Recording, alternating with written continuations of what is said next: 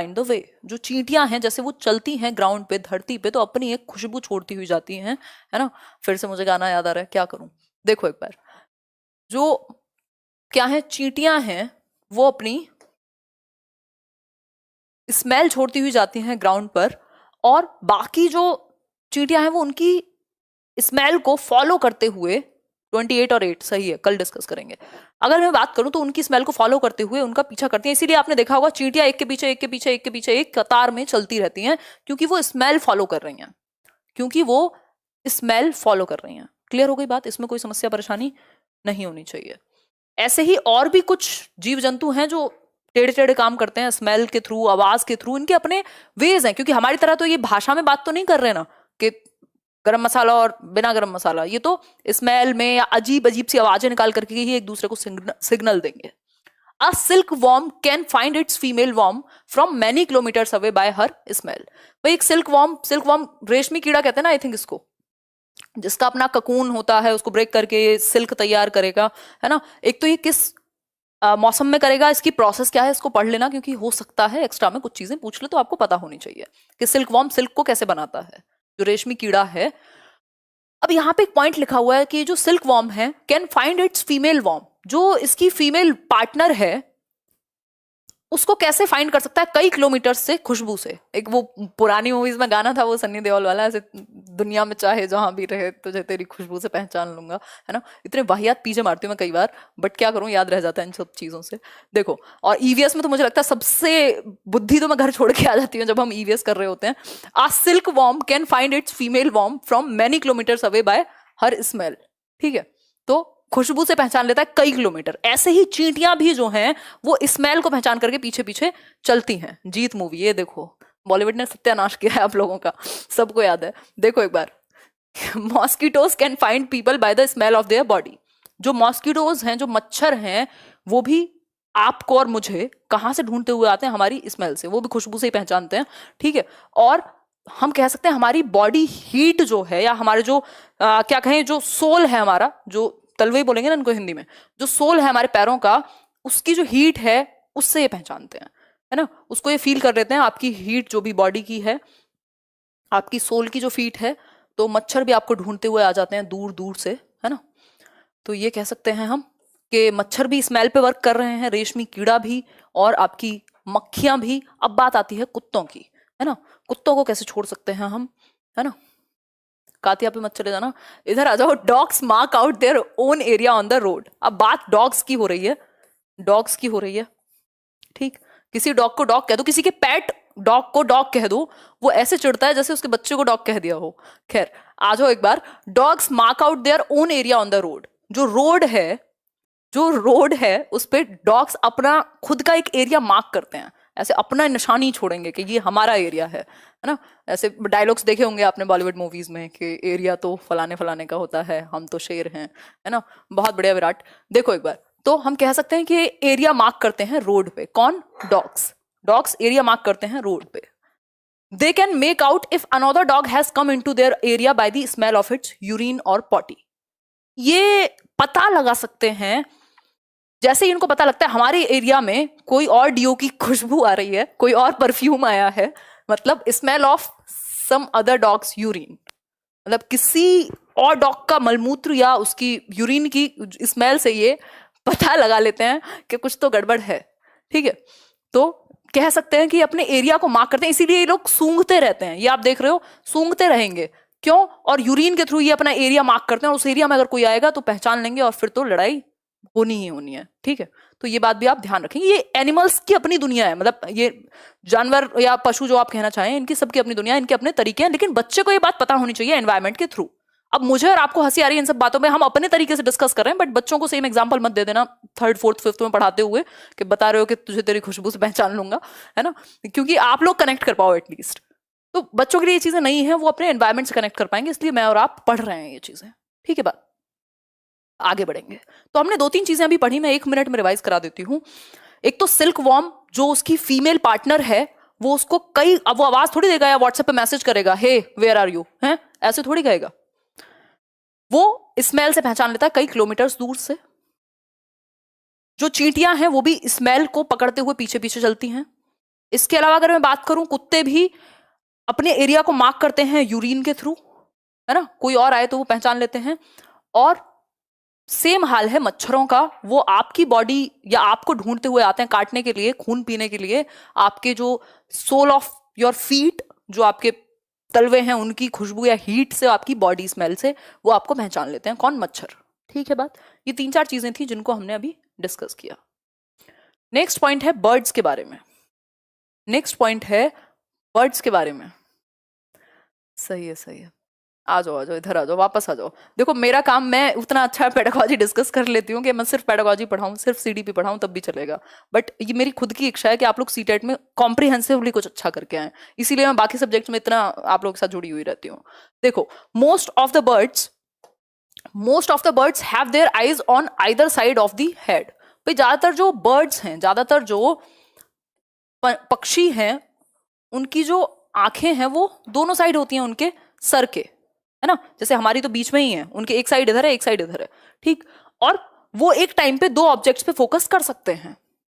वो एक टाइम पर 2 ऑब्जेक्ट्स पे फोकस कर सकते हैं, क्योंकि दोनों साइड सर के आंखें हैं। इधर भी दिख रहा है, इधर से कोई और आ रहा है, इधर से कोई और आ रहा है, वो दोनों को देख सकता है। ठीक है, कोई दिक्कत नहीं है, कोई भी दिक्कत इसमें नहीं है। बता दीजिए कौन ये बातों की बात कर रहा है। एक बार नाम ले लीजिए, आज तो लेके ही रहूंगी। पूजा आज बात करके आएंगे, बहुत खुश है। नॉलेज मोटिवेशन कह रहे हैं।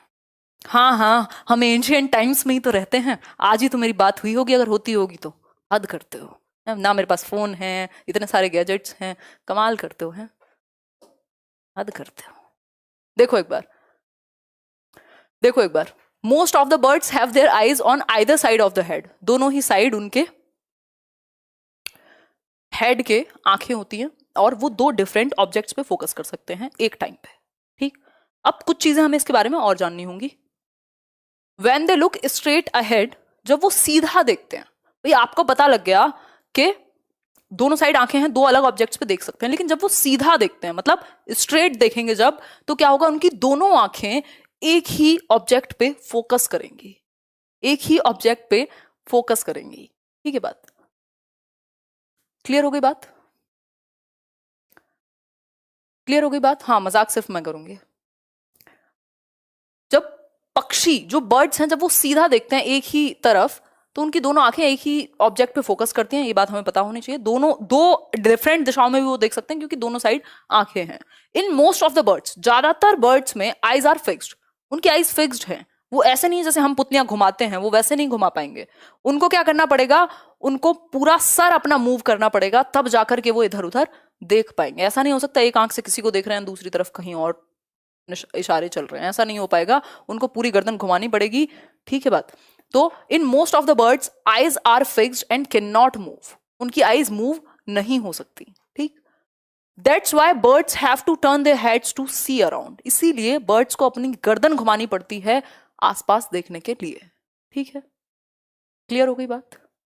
आगे बढ़े। अब कुछ और चीजें हैं बर्ड्स के बारे में। एक क्वेश्चन बर्ड पे जरूर आता है, निश्चित है।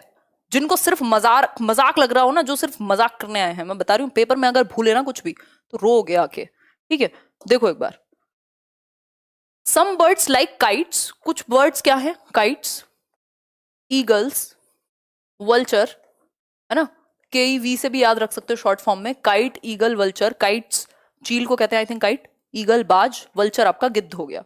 ये जो तीनों हम पक्षी की बात कर रहे हैं, they can see 4 times as far as we can. मतलब जितना हम देख सकते हैं ना, हमसे 4 गुना बेहतर देख सकते हैं। हमसे 4 गुना बेहतर देख सकते हैं। कौन? 4 टाइम्स, 4x बेहतर जूम है इनकी आंखों में, है ना। हमसे ज्यादा 4 गुना बेहतर ये देख सकते हैं। चाहे वो, आपने सुना ही होगा, गिद्ध जैसी नजर, और ये सारी कहावतें इंडिया में चलती हैं। ठीक है, आज क्या हो गया आपको? मेरे पेट में दर्द हो गया। मुस्कुराते हुए अच्छा लगता है। अच्छा, धन्यवाद यार। हुआ कुछ नहीं है। एक तो जब समस्याएं ज्यादा हो तो खुश रहना चाहिए, क्योंकि आप लोग अगर 15-16 हजार लोग अभी जुड़े हुए हैं, कल तक 1-1.5 लाख 2 लाख लोग देख भी लेंगे इस वीडियो को। और मैं अगर कम एनर्जी के साथ आऊं तो सही नहीं लगता। ऊपर से ये सब्जेक्ट अपने आप में ऐसा ही है ना। देखो, सम बर्ड्स लाइक काइट्स। अब बच्चों के एग्जाम्पल दूंगी तो वो तो आप कनेक्ट नहीं कर पाओगे। देखो एक बार, kites, eagles, vultures can see 4 times as far as we can. ठीक है, 4 गुना ज्यादा हमसे देख सकते हैं। These birds can see things from a distance of, ऊपर से भूख लग रही थी तो ध्यान तो बटाना ही पड़ेगा ना मुझे, ऐसे कहीं ना कहीं तो लगाना होगा। These birds can see, psychology लगा रही हूँ अपने ही ऊपर।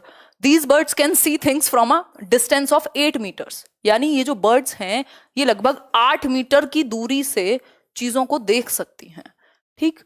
और जो चीजें हम 2 मीटर की दूरी से देखेंगे ना, वो ये 8 मीटर से देख लेंगे। हाँ? आपको पास जाना पड़ेगा, ये दूर से ही देख लेते हैं, उतना इनको दूर से ही दिखता है, इनको पास जाने की जरूरत ही नहीं है, ठीक। तो ये 2 मीटर, जितना हम 2 मीटर की दूरी पे देखेंगे, मान लो इतना हमारे सामने किताब रखी है, ये 8 मीटर से देख लेंगे, मतलब 4 गुना हमसे ज्यादा बेहतर इनकी साइट है, इनका विजन है। किसका? ईगल, सॉरी काइट, ये है काइट आपकी चील, ईगल बाज कह लीजिए आप इसको, या जो आप कहना चाहें, और ये है वल्चर। ये तो रामायण देखी होगी इस बार सभी ने, तो गिद्ध याद आ गए होंगे आपको, गिद्धराज, ठीक है। आगे बढ़े नेक्स्ट पॉइंट पर।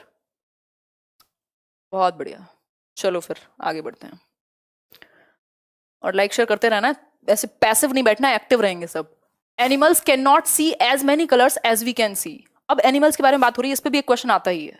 जो एनिमल्स हैं, जो पशु हैं, वो उतने कलर्स नहीं देख पाते जितने हम देख पाते हैं ना। हमारा तो हाई डेफिनेशन वाला सीन है, हमें तो कलर्स में भी पता नहीं।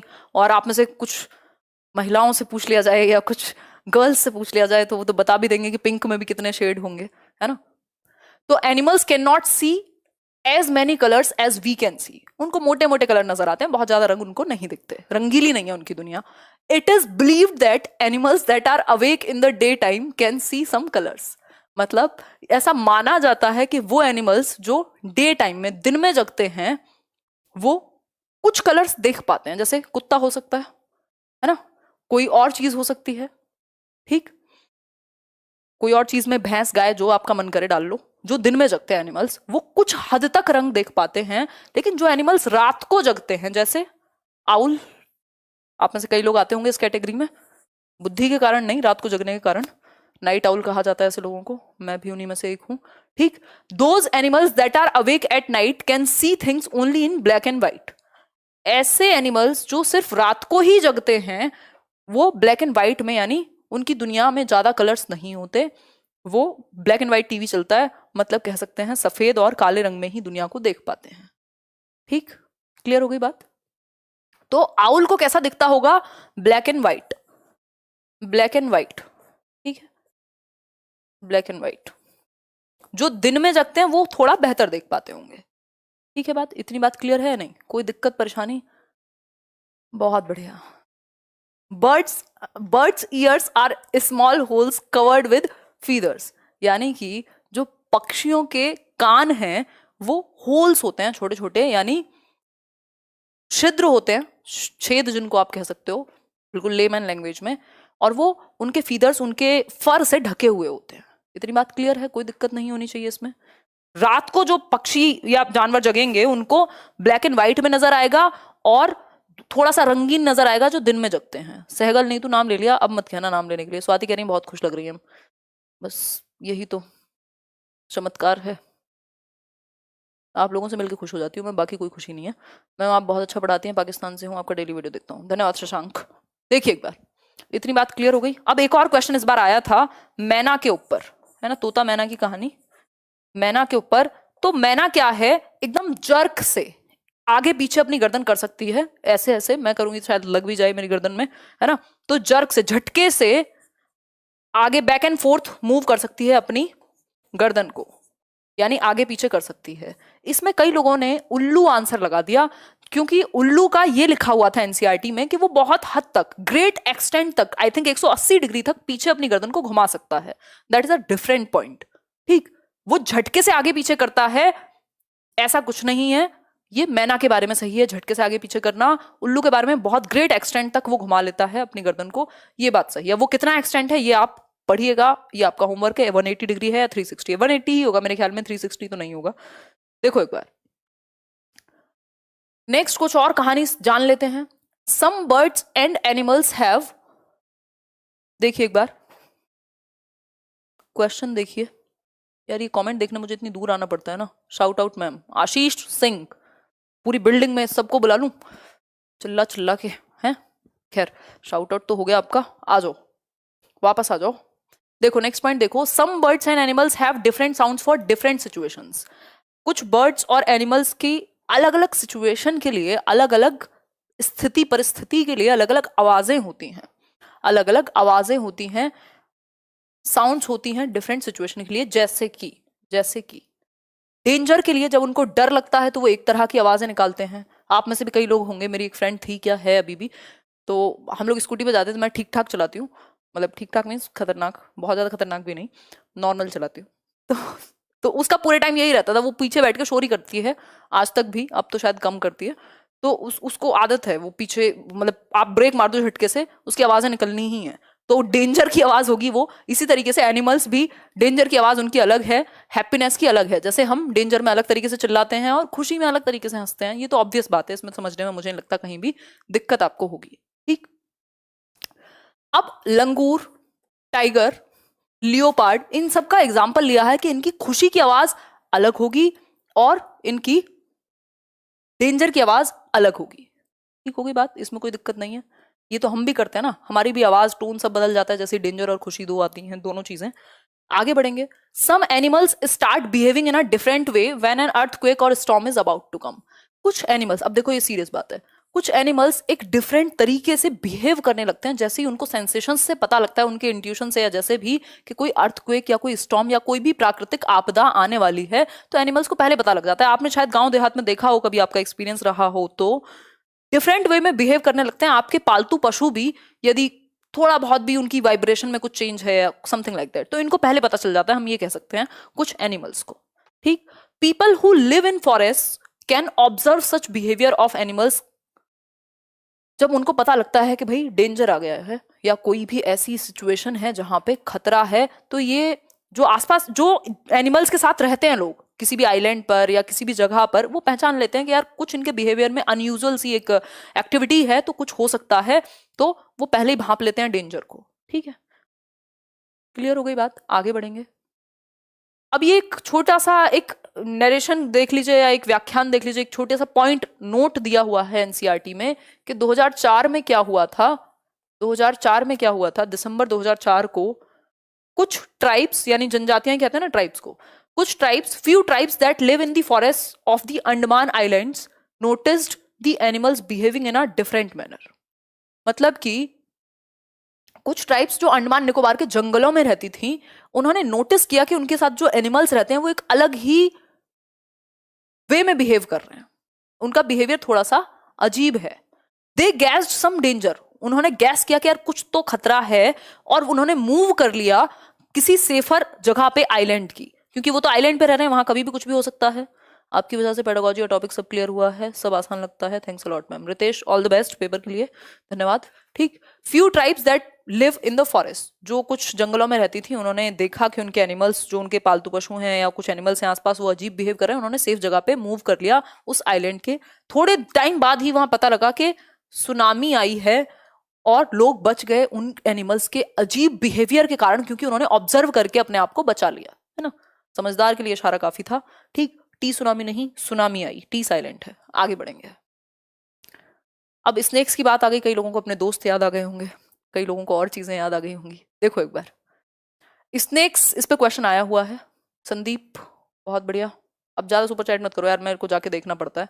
देखो एक बार, अगर मैं बात करूं, snakes are deaf and they only feel vibrations on the ground। मतलब स्नेक्स क्या हैं, डेफ होते हैं, मतलब बहरे होते हैं, उनको सुनाई नहीं देता।